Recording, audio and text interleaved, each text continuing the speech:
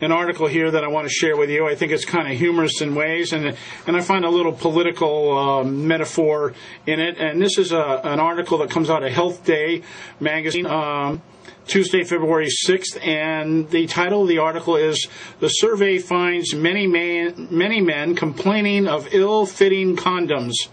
It says, poorly fitting condoms not only boost the risk of sexually transmitted diseases, they also reduce sexual pleasure during intercourse, a new study has found. The findings are based on a survey of 436 men aged 18 to 67 who responded to an internet stream recruited through newspaper ads and a blog on condom sales company website. The survey asked the men about how a condom fit the last time they used one while having sex with a female. Nearly 45% said they used a condom that fit poorly the last time they had sex during the previous 3 months.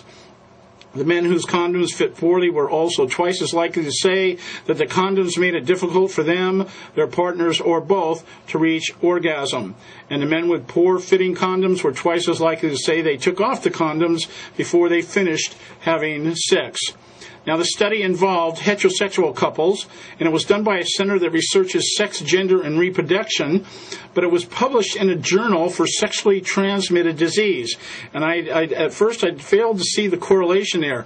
Were they studying the effectiveness of condoms as a method of birth control, which in the case of men and women, and this study was conducted between men who had sex with women and not men who have sex with men, condoms are primarily used as a form of birth control, unless you've got those, I guess, like who has sex with multiple partners, and so he has a need of condoms.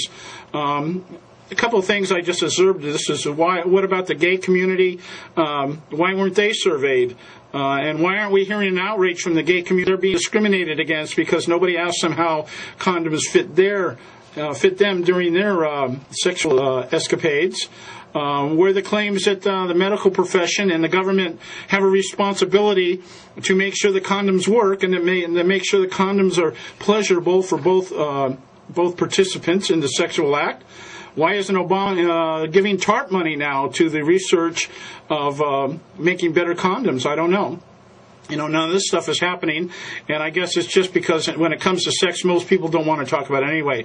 But I think the real difficulty in determining how a condom fits a male is the fact that most men buy the wrong size to begin with. I don't know of any man who wants to go into a store with maybe a 20-something looking girl at the counter and throw down a pack of condoms that are for small.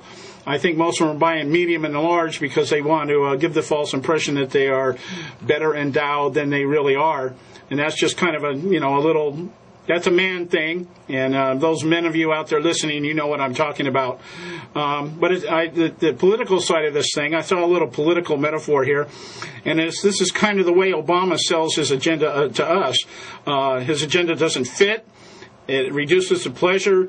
And most of us want to get rid of it before it's finished.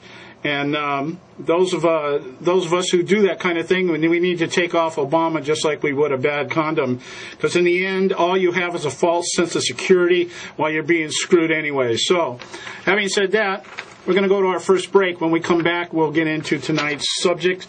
Stay with us right here on Right and Wrong, KTSTFM.com. Be prepared. We'll be right back, guys.